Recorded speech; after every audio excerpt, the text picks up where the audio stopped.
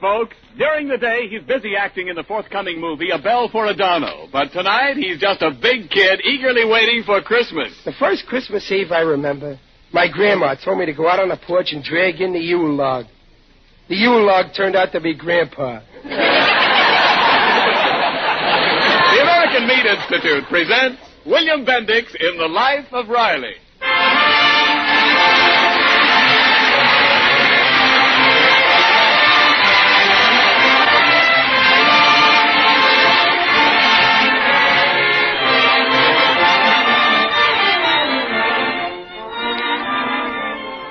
The meat people of America, providing a great food for a great nation. But there are many other things besides meat that the meat industry supplies to a fighting nation. Fats for explosives, leather for shoes and many other military uses, warm fleeces for flyers' jackets, wool for sturdy uniforms, life-saving extracts and drugs for military hospitals. Yes, an industry that learned years ago to use everything but the squeal provides hundreds of essential materials for vital wartime needs. And now, on behalf of all those engaged in supplying meat to the nation, the American Meat Institute presents The Life of Riley.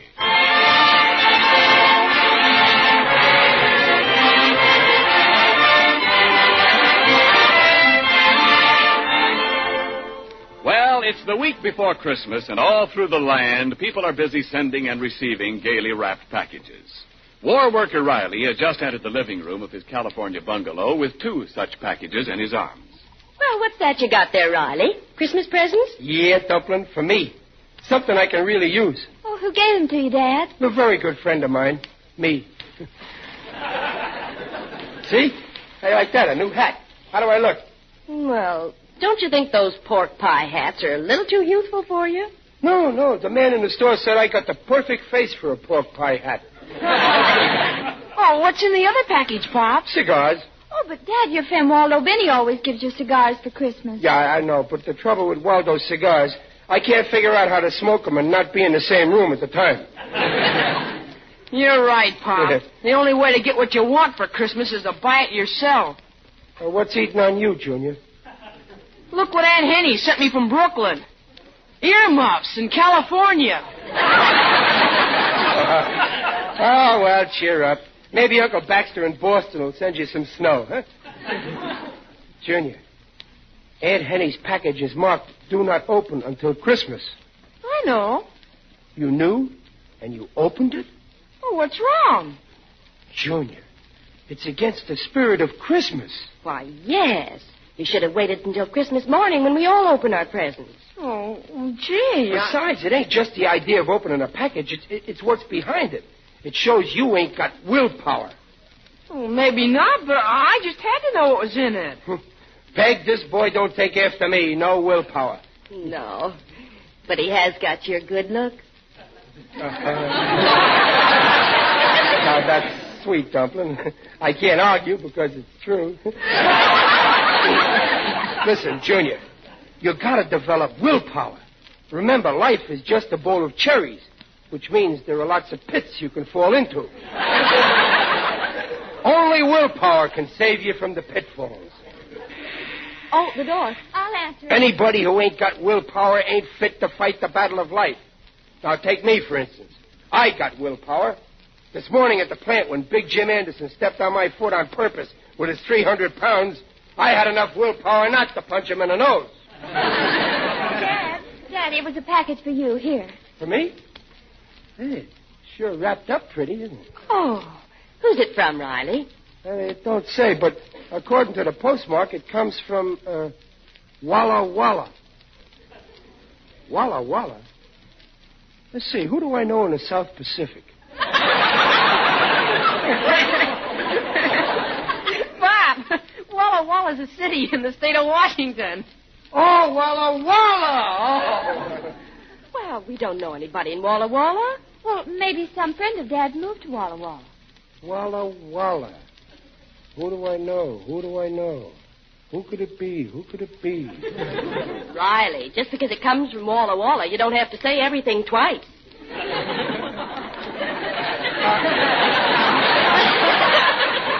I wonder what's in this box. Too short for slippers. Too flat for military brushes. Too light for a bowling ball. Don't rattle. Don't smell. Don't leak. Gee, I wish I knew what was in it. Well, guessing won't get you anywhere. Yeah, I'd better open it and find out. Just a minute, Pop. Look what it says there on the bottom of this sticker. Where? Oh. Do not open until Christmas. Oh. Thanks for bringing it to my attention, Junior. I'll just leave it the way it is until Christmas. You'd better. After the lecture you just gave Junior on willpower. Don't worry about me. If I say I won't open it until Christmas, I won't open it. Oh, last Christmas you opened the present you got from Muley Durkin ahead of time. Well, that was a business thing, so I'd know how much to spend on his present. Oh, go on. You always die of curiosity. Every package you ever get. Not me. I ain't the least bit curious about what's in that package. It's kind of thin, ain't it? Well, just so you won't be tempted to open it, I'll put it away. Good. On the shelf in this closet. Good. And I'll lock the closet. Good. No. Don't lock the closet. Well, see, I told you. Joe Jr., it ain't what you think. It ain't on account of the present. Well, then why don't you want the closet locked? Well, in case of fire, the mice won't be able to escape. All right, then I won't lock it. Okay. As far as I'm concerned, this package don't exist. Junior, remind me Christmas morning to open it. Huh? All right. I'll show all of you. Yeah, well, we'll see. Come on along now. It's time for supper. Yeah, come on, kids, supper. Oh, we'll be in a minute. Listen, Babs, I bet you $1 to a nickel that Pop opens that package before Christmas. Oh, Smarty, you always want a sure thing. You know Daddy can't hold out till Christmas. Hey, Babs. What? Where is that mouse trap we had?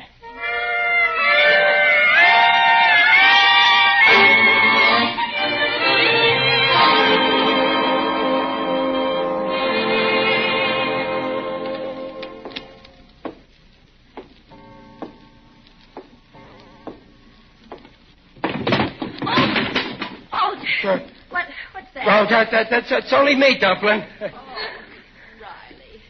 why aren't you asleep? Well, I'm just going to get a glass of water. Go to sleep. Well, don't make any more noise. No.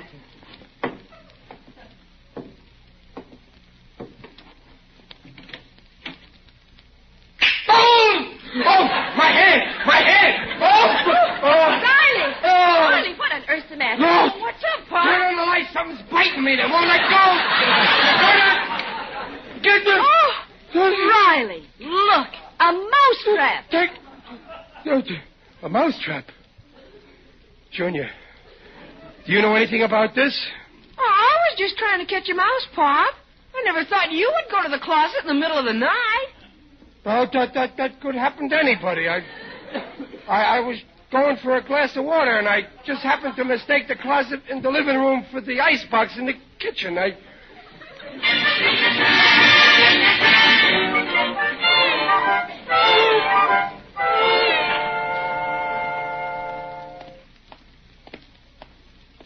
You, Mr. Riley. Oh, Waldo Binney. How are you, Waldo? Oh, my aching back. I've been out walking my wife's Great Dane, and he simply refuses to take me home. I'm exhausted. Well, here, I'll pull the dog home for you, Waldo. Give me his leash. Yeah, thank you, Mr. Riley. Sometime I'll do a favor for you, like ironing some shirts or Oh, well, that's okay. Shush now, Hamlet, shush. For tonight, I'll make you sleep in your bed instead of mine. Waldo, I want to ask your opinion. I got a friend, naming no name, see, but this friend got a package marked, do not open until Christmas. Now, my question is... Mr. Riley, the answer is no. No? Under no circumstances should such a package be opened before Christmas. Remember, curiosity killed a cat. Well, my friend ain't a cat. His son, Junior, thinks he's a rat. He leaves traps around for him. Mr. Riley, not only isn't it Christmassy, but anybody who can't resist temptation is just a wishy-washy weakling without character.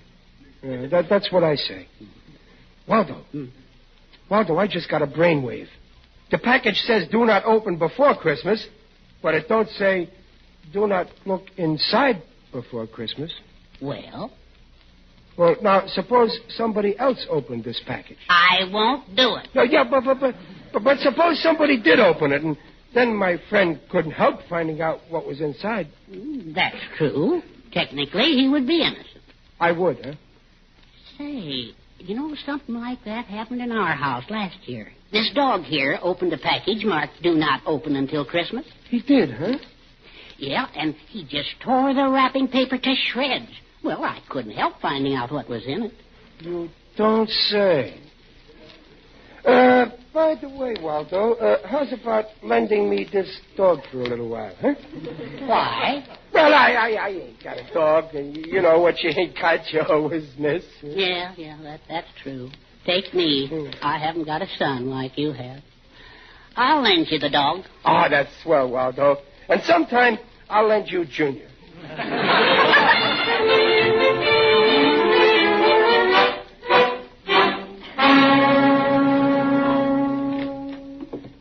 Come on, Hamlet.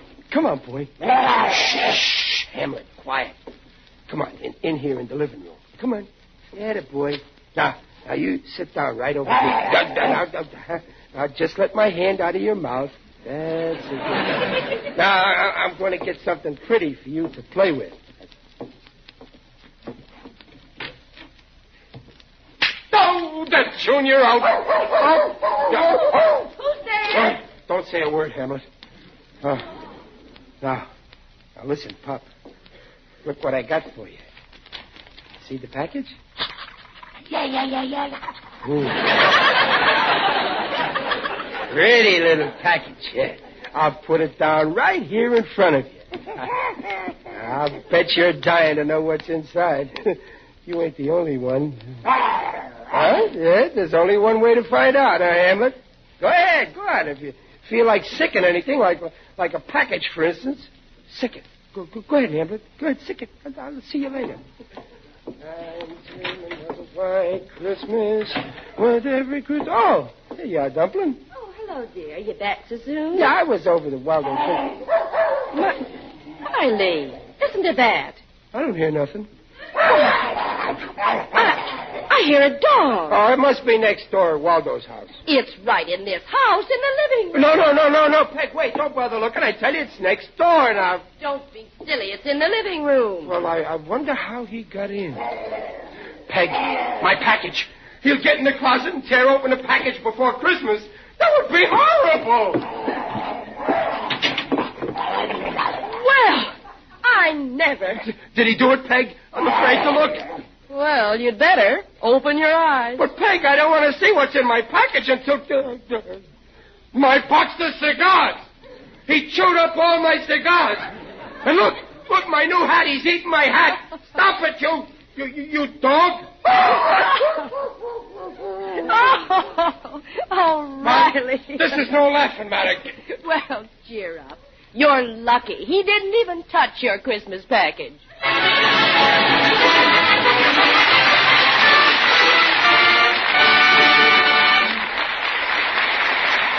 Well, Riley's plan has gone to the dog, along with his new hat and cigars. In a moment, we'll return to Riley's mysterious Christmas package, but right now, this is Ken Niles speaking for your meat industry. You know, there used to be an old song that went something like this. If I can't get the girl I want, I'll take the one I can get. Well, that's pretty sporting psychology these days at your meat store.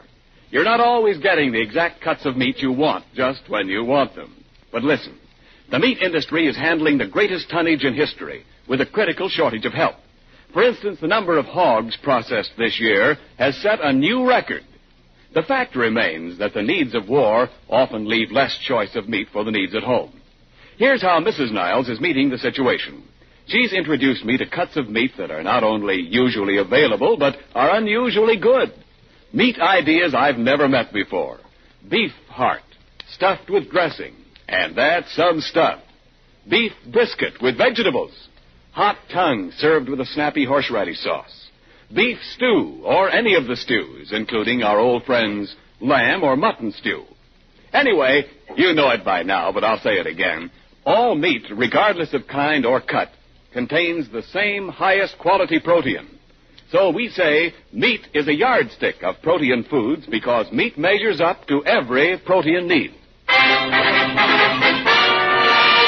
And now back to the life of Riley with William Bendix as Riley.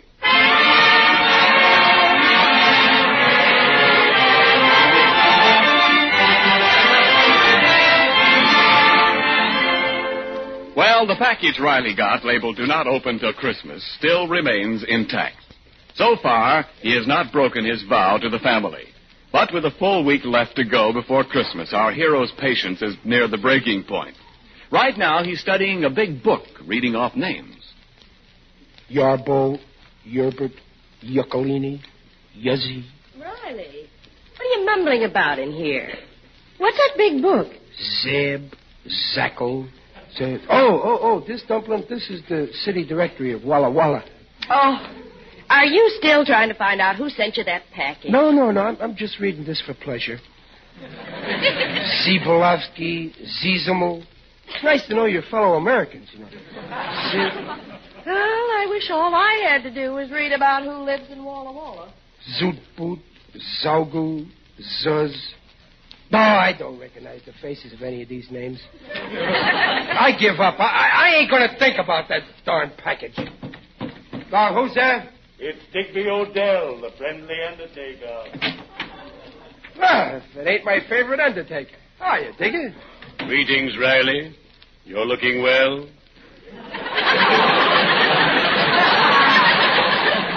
Very natural. Well, thanks. I feel good, too. Well, what brings you here, Digger? Just passing by. I had some free time on my hands. Things are very quiet down at my place. Yeah, I guess everybody's too busy Christmas shopping, huh? Ah, yes, Christmas. Joyous Noel. I adore Christmas. It's so gay. Yeah, I like Christmas, too. Especially the presents. Now, I got a package. Oh, that reminds me, Riley. I found out what my wife is giving me for Christmas. A beautiful sport jacket.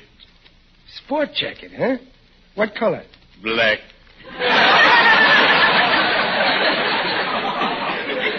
A light black. I'll bet you'll look good in it. Speaking of presents, I got my little boy is getting me my favorite book, The Good Earth. I love to bury myself in a book. Well, The Good Earth is great for that. Now, Digger, I got a package here, see? Ah, yes. Do not open before Christmas. Yeah, and I'm aching to know what's in it, but I swore I wouldn't open it. I'm afraid I can't help you, Riley. I can't imagine what's inside, and I haven't got X-ray eyes. Well, guess I'll have just to wait. Digger, I know how I can find out what's in there without opening it. I'll have this package X-rayed.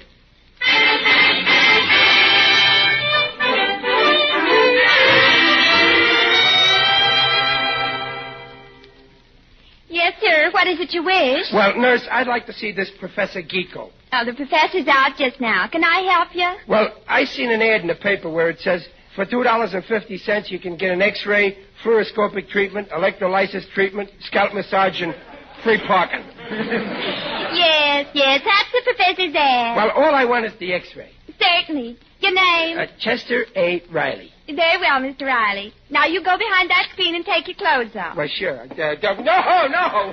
Wait a minute. I ain't taking no clothes off. Well, what part of your anatomy do you wish X-rayed? My package. There it is. I see. Well, we generally do people, but I guess it's okay. Come back in a half hour. We'll have the X-ray for you. Thank you.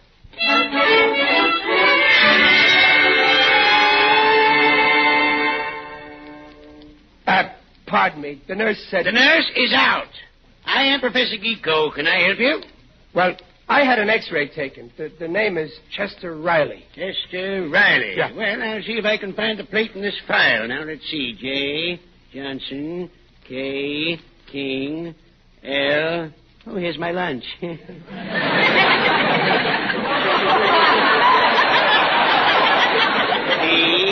Q, R. Oh, here we have it. Riley, just Riley. What is the show, Professor? Quick, tell me. What is the show? Now, don't get excited. Just give me a moment to examine the X-ray. I'll be seeing you those old familiar places. Gee, God. Oh, what's the matter, Professor? Frankly, I don't see how you can breathe. According to this X-ray, you have no lungs. No lungs? Oh, you don't understand, Professor. I certainly don't. This is a remarkable case. Better lie down. You may be dead. Professor, you mean the X-ray don't show nothing? Nothing. I advise immediate surgery.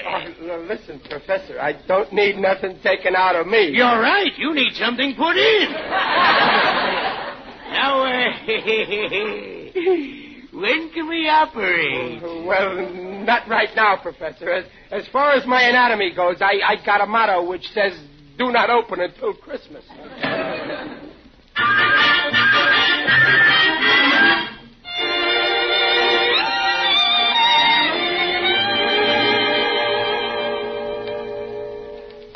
Well, Junior, you finished with your homework? Yeah, Pop. Come here, Junior. I want to have a little talk with you. About what? Well, I've been thinking about how I bawled you out for opening your present from Aunt Henny before Christmas, and, well, I decided that I was wrong. Oh, no, Pop. You were right. No, Junior. I was wrong. No, you were right, Pop. Don't contradict me, Junior. I'm always right. I was wrong. After all, what's so terrible about opening a package before Christmas? Why, Pop, doing a thing like that shows a person is weak-willed. A fella's got to resist temptation. Remember, Pop, life is just a bowl of cherries, but that doesn't mean there aren't pitfalls. Junior, who taught you nonsense like that? You did. Well, there are times when you shouldn't listen to me. Now, listen to me. Sometimes being weak-willed is a good thing. Oh, how do you mean? Well, look, today I saw an expensive Christmas gift in a store which I wanted to get for a certain boy whom I've known personally for 13 years. The gift was too expensive, but I was too weak to resist, and so I bought it for him. You did, Pop? What was it? Well, I'll give you a hint. It starts with an R. R? Yep. Roller skates? No. I said expensive. I might as well tell you. A bicycle.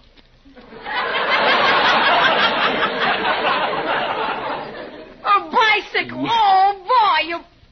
But, Pop, bicycle doesn't start with an R. Oh, this was a red bicycle. Wasn't that nice of me to buy it? Huh? Oh, sure was. Mm-hmm. Any boy would appreciate a favor like that. He sure would. Well, I'm glad to see that we understand each other. Now, listen. Nobody will know. I'll go out of the room. Then you go to the closet, get the package. No, Pop, I won't do it. You won't. Why, you tricked me. Okay. From now on, we're through. We ain't on speaking terms. We're finished. I'll support you. I'll put you through school. I'll pay for your wedding. But from then on, you're on your own. Hello. What's going on here? Oh, hello, Babs, honey. Gee, I'm glad to see you. Here, sit down here next to your daddy. Well, Dad, what's gotten into you? You know, Babs, I never appreciated you as much as I should. When you were born, I wanted a boy, and so I was a little annoyed with you. But today, I changed my mind. I'm glad you're a girl, Babs. Oh, something tells me you had a fight with Junior. Oh, Pop was trying to convince me it'd be okay if he opened his Christmas present now. Huh. There's no harm in that, is there, Babs, honey? Why, Dad, I'm surprised at you. After all, life is just a bowl of cherries with pitfalls. That's enough! My own children turning against me. Okay, that settles it. I'm through with both of you.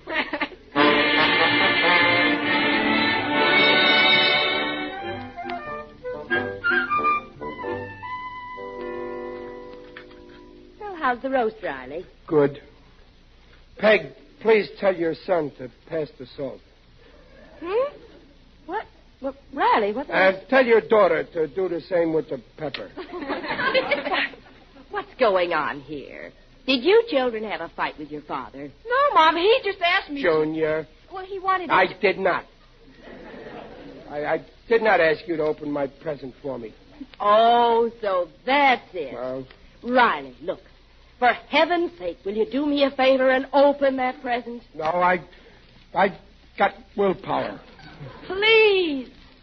Oh, well, you're begging me? Yes, Dad. We all are. Please open it. Oh, you're pleading with me, huh? Oh, yes, Riley, for goodness. Well, say that you're pleading with me. All right. We're pleading. Please open it. Well, okay. Just to keep peace in the family, I'll do it. But I'm doing it against my will. Oh, that's Junior! Oh! Riley, for heaven's sake, take off that mousetrap. No, I'll take it off later. First, I got to look in the parcel. Well, what's in it, Riley?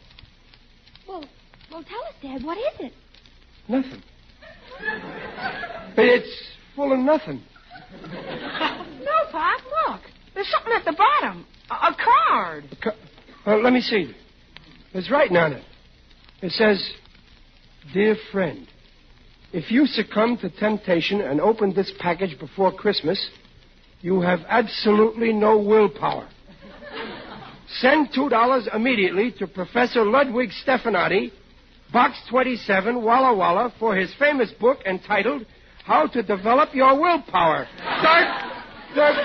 Daddy, it must be a new kind of advertising. And you fell for it. The whole fell for it. I knew it all the time. The honest, I did.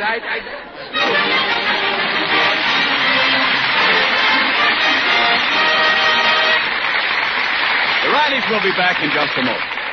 We've talked about the importance of meat for breakfast to start the worker out right. But how about all you war workers on the night shift when you come home in the cold gray dawn? It seems to me you're in need of a good solid meal to finish off your workday right, even if your breakfast is really your dinner. You've been using up bodily fuel, tissues too, and those good breakfast meats are the thing to replenish both. There's food energy in that savory pork sausage, bacon, or ham. There's the right kind of proteins in their meaty lean. So when you open the door at home after that night shift and sniff the fragrance of spicy sausage, tender ham, or tasty bacon browning in the pan, you'll know someone is looking after your health as well as your appetite by making breakfast meats part of your homecoming meal. For meat is a yardstick of protein foods because meat measures up to every protein need. All these nutritional statements made about meat are accepted by the Council on Foods and Nutrition of the American Medical Association. Yeah. Imagine this professor thinking I need his book. Oh, boy, this is a good one on him. Pop, on the level, don't you think you should send for the book? Junior, I'll give you a simple answer. Go to bed. Junior's right, Riley. Well, the way you worried yourself sick about opening that package shows you have absolutely no willpower. Oh, it does it? Well, okay, I'm going to show you how wrong you are. I'm going to fill out this coupon, see? And I'm going to send it to this professor. And when the book gets here, I'm going to read every word of it. But no matter how many bills he sends me, I ain't never going to send him the $2. I'll show him that I've got willpower. Don't miss The Life of Riley on Christmas Eve when Riley has another hilarious adventure and learns a lot more about the true meaning of Christmas. The program is directed by Don Bernard with music by Lou Crosby. This is Ken Niles in Hollywood saying... This is the Blue Network. 7:30 at KECA Los Angeles. Transcribed.